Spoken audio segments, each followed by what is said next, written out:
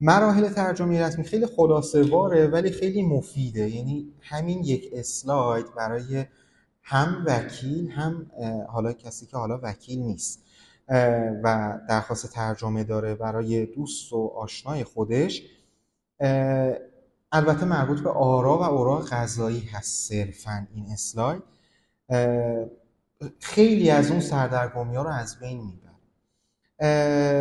ترجمه رسمی آرای محاکم خارجی به زبان فارسی، مرحله اولش این هست: سفارت ایران توی کشوری که رأی صادر شده باید اون رأی رو تایید کنه و مهر بزنه. این مرحله اول میاد به ایران. مرحله دوم تاییدیه وزارت خارجه باید گرفته بشه، یعنی میره به وزارت خارجه، یا شخص مراجعه میکنه یا در واقع مترجم رسمی، البته نماینده مترجم رسمی، تاییدیه وزارت خارجه رو میگیره. مرحله سوم ترجمه رسمی هست و مرحله چهارم تاییدیه دادگستری گرفته میشه.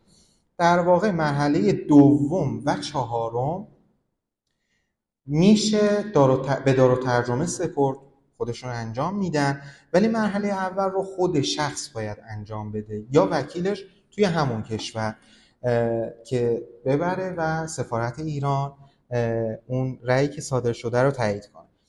مراحل ترجمه رسمی آرای محاکم ایران، آرایی که از دادگاه ایران صادر شده. مرحله اول یک تاییدیه باید از اون شعبه دادگاه گرفته بشه.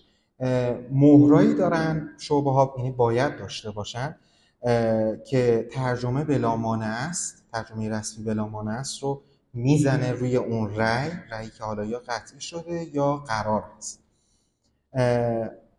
اگه اون زده نشه اصلا ترجمه رسمی انجام نمیشه.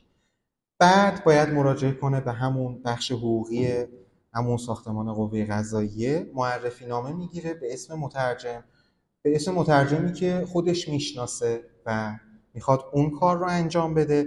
مرحله سوم ترجمه رسمیه، تایید دادگستری و تاییدیه وزارت خارجه و اینها رو که هم که دارالترجمه خودش میتونه انجام بده. اینها مراحل ترجمه رسمی هست. اگه بخوایم دو تا نکته اصلیش رو عنوان کنیم، اگه رأی از محاکم خارجی صادر شده باشه باید اول سفارت ایران توی اون کشور رأی رو مهر و امضا کنه. اگه رأی از محاکم ایران صادر شده باشه باید اون شعبه صادر کننده رأی یک مهر یا امضا یا تاییدیه‌ای بزنه روی رأی که ترجمه رسمی بلا مانع و امکان انجامش هست.